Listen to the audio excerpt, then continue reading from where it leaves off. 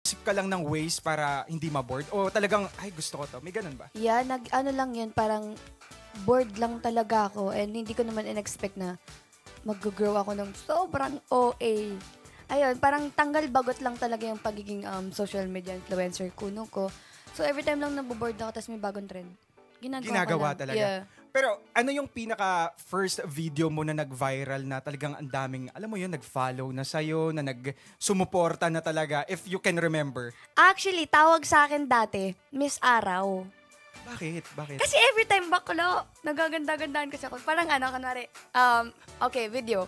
Tapos kung nasaan, asa likod muna, tapos biglang papakita.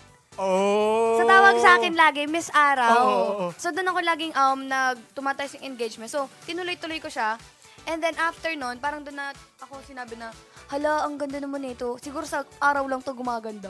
Ay, pinatunayan po, di ba? Sorry, tabi. Bakit?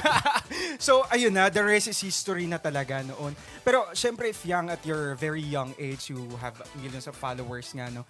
Papaano to nakaka-apekto sa, when it comes sa confidence mo, sa pagharap mo sa tao? May ganong effect ba sa ito? Actually, wala. Talaga? Sobrang taas ng confidence ng babaeng to. Oo. Legit. Oo. Kita-kita na ngayon. Yes. Di ba? Oo. Wala lang. Parang, okay. Parang, oo, tapos, wala talagang effect sa akin kasi parang, ayun nga, habang tumatagal, manhid na ang babae. For Fiang, for you, na parang kumbaga, you are very confident sa sarili mo. The followers are, kumbaga, you love them supporting you with 10 millions, pero para sa'yo, hindi yung parang, 10 million, ano ako? I know. Oo. No, dahil pag ganyan tingin ko sa sarili ko, mawawala kung anong meron ako.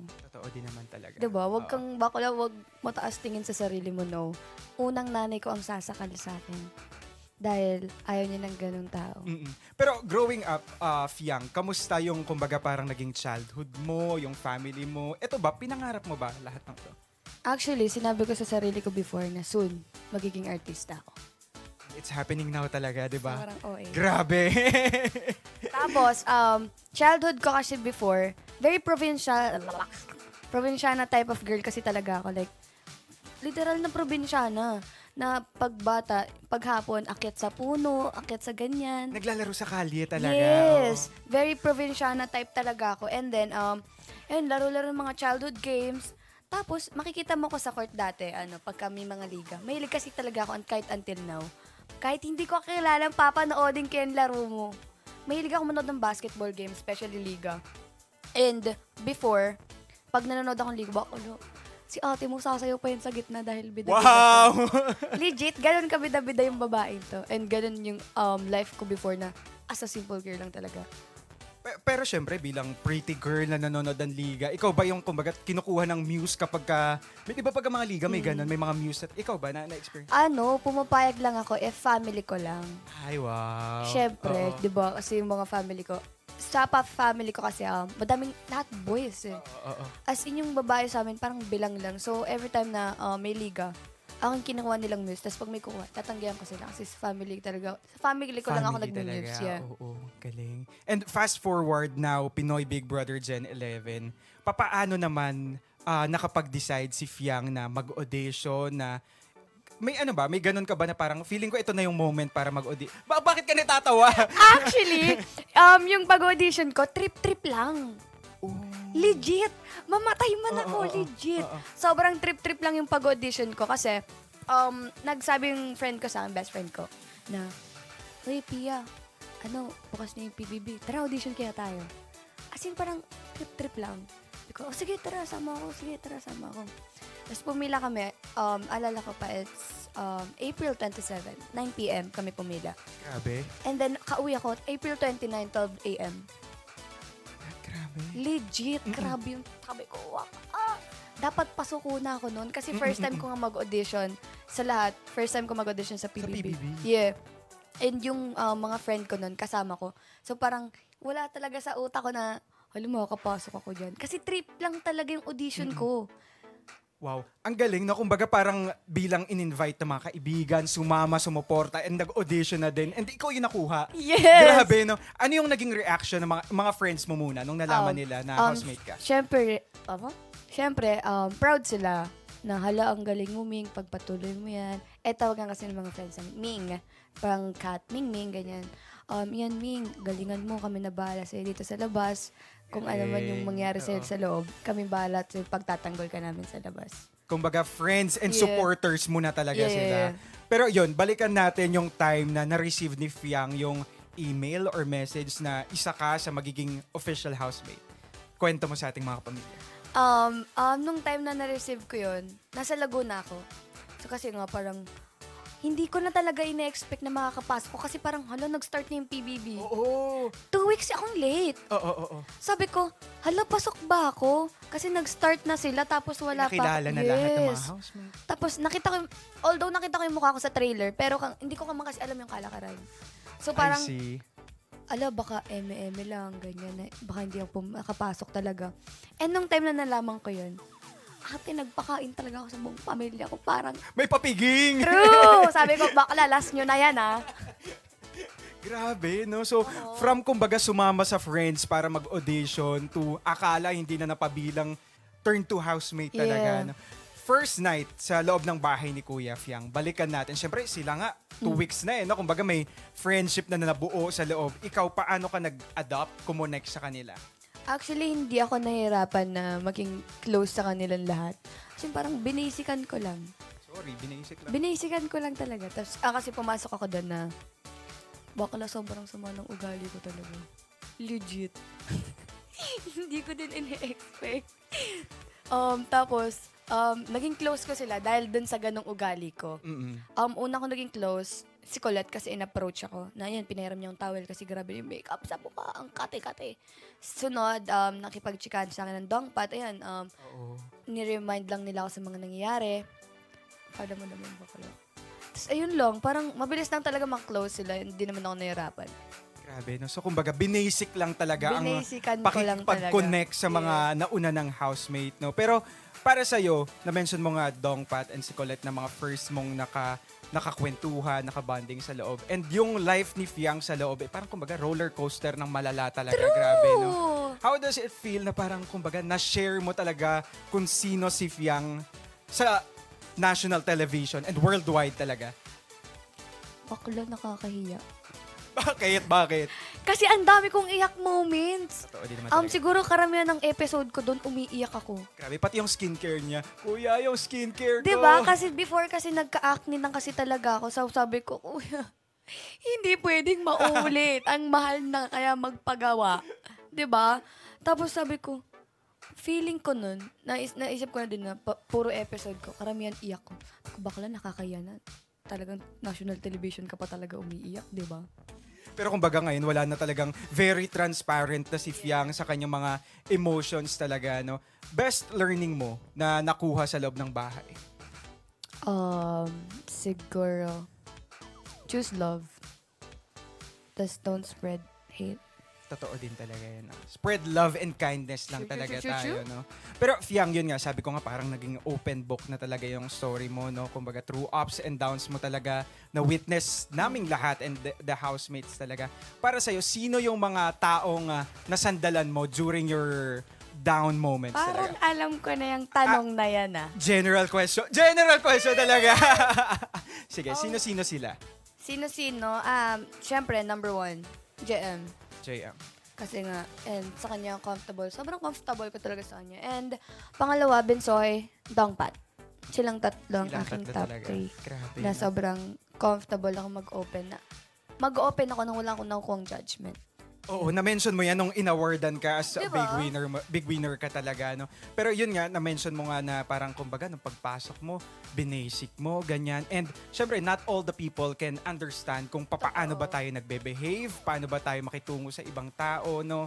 Ano yung lesson na natutunan ni Fiang doon? Or anong gusto mong sabihin sa mga tao? Pinaka-lesson na natutunan ko doon is be mindful. Diba? Kasi hindi ko naman alam kung ano yung image ko na sa labas and dapat pinag-iisipan ko muna talaga yung mga ginagawa ko bago ko siya gawin. Kasi si Fiang, sobrang balagbag. Transparent talaga. What you see is what you get. Parang ganon, no? Parang kung ano yung sabihin ko, I really mean it. Parang, bakla magdusa ka siya. So, be mindful na talaga. Totoo, be mindful talaga na hindi din kasi lahat na may intindihan yung humor ko. And, ayan, na-adapt ko naman na siya. Nung paglabas mo, syempre, nakuha mo na yung phone mo, nag-check ng social media, reading all the comments, ano yung naging reaction mo? Ate, gulat na gulat ako. Kasi hindi ko naman na-expect. Actually, pagkalabas ko, champion, bakit may ganyan? Diba? Kasi wala talaga kayong idea sa loob ng Wala. mga ships na talaga. Oo. So, nung pagkalabas ko sa outside world, GM bakit may GM Fiang? Bakit may Jaren Fiang? Ano to? So, gugulat talaga ako na parang, may kanto pala. Ang dami nang nag-ship, nagmamahal talaga. Totoo. No? Pero yun, ano yung naging, sabi mo nga nagulat ka, no? Reaction mo na yung mga tao, you have different ships nga, may JM Fiang, may Jar Fiang, at marami pang iba na hindi po namin na-mention, sorry. Ano ang reaction mo doon? At first, syempre, kinilig naman ako. Parang, hindi kilig in a romantic way, Take note mga kapamilya, no? Hindi kilig in a romantic way. Ano lang, kilig as appreciate lang sa effort na ginagawa ng mga taong sumusuporta sa amin. So, very kinikilig din talaga ako. Grabe, no? And big night, pinakita na ang Big Four, tapos huling-huling tinawag yung pangalan mo. Tapos parang medyo may delay pa sa end mo na parang ako yung big, 'di ba may ganung moment ka pa? Ano yung naisip mo that time?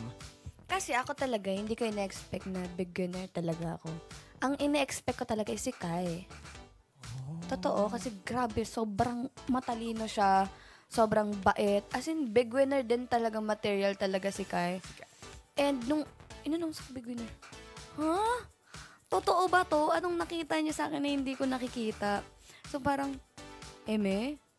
Ganun. So hindi agad nag-sink in talaga sa'yo? Hindi. Actually, nung nakita ko yung monitor, kasi may monitor kami sa harap nun, kita ko si Joshua Garcia. Ayun na nga, ayun yung tatanong. Ano yung sinabi mo doon na parang si Joshua Garcia, may ganun, may parang ganun kang linya na sinabi mo na siya. Nagahag kami ni Rain nun. Tapos nakita ko sa mga, bakla si Joshua Garcia! crush ko din talaga Joshua. Amoy mabango! Ayun, nag-fangirl talaga, no? Totoo. Paglabas pa lang. Pero you are all deserving naman talaga of being a big winner kasi nga sharing your own stories, struggles talaga, na champion nyo talaga yan. Now na nandito ka na sa outside world, ano yung nilulook forward ni Fiang career-wise? Ikaw ba, gusto mo mag-acting? Oh yeah, acting talaga. Like, yun nga, sabi ko nga before, bata pa lang ako, dream ko na maging artist. So acting talaga. Sure about. Na-mention mo nga na si Kyle Echari ay isa sa mga actors na look up mo talaga. No? Given a chance to work with Kyle, ano yung gusto mong genre or eksena ganap nyo? Ate, kahit ano, basta Kyle basta Echari, si laban Kyle na Echari. talaga yan. Talaga, Oo. talagang, laban na yan. Kahit anong role Basta talaga. si Kyle oo. talaga, oo. So, ayan po. Hello po. Noted. Oh, eh! Fiang, aside from Kyle, name at least 3 kapamilya celebrities na mga gusto mo pang makatrabaho. Catherine, syempre. Catherine Catherine Bernardo talaga. And, siguro si Meme Vice. Vice ganda. True. Galing. Parang ano, yung mga nakakatawa niya. Aliw-aliw. Yeah. Oo. Parang, Very Fiang, di ba? bagay ako Oo, doon. Oo. Pasok. di ba? Last one. Tatlo na yun eh. Sige. Last one. Donnie. Donnie Pangilinan. Yeah. Or, Donnie. Galing. So, Kyle Echari, Catherine Bernardo, Vice Ganda, and Donnie Pangilinan. Yes. Ang nasa bucket list ni True. Fiang. May dream role ka ba? Na parang Kontrabida. pwede din naman talaga. Sobrang masama kasi ugali ko talaga eh. Hindi joke yon. Actually, totoo yan. Masama talaga ugali ko. Eme lang. Pero, ayan na nga, Fiang, message mo sa lahat ng mga supporters na naniwala, sumuporta sa'yo from day one till this moment. Ayun, gusto ko magpasalamat sa inyo lahat na may nakita kayo sa akin na hindi ko nakikita. And ayun, from the very start na 6 times ako na-nominate. Sana hindi ko po naubos yung pera nyo. Sobrang sorry po. Ako po nagsusorry. Hindi ko naman po sinasadya maging nominado ko ng ganung kadami. But yeah, thank you so much for all the love and the support. I hope magtuloy-tuloy. Totoo yan, no? Talagang pinatunayan ni Fiang na nailaban niya talaga at nilaban ng todo-todo talaga. Pero yan na nga para sa lahat ng ating mga kapamilya na grabe, Fiang, ito. We have almost 80,000 live viewers. Grabe naman. Hello! Nagsisink in na ba sa'yo yung mga ganito? Well, we all know naman as influencer with millions of followers. Now, dumami, tumripli pa talaga. Oo. Hindi, overwhelmed. Overwhelmed. Sobra. Parang, hindi ko na magawa yung dati kong ginagawa din. Although, pabor sa akin. Very thankful. Oo, very thankful ako and grateful ako doon na hindi ko na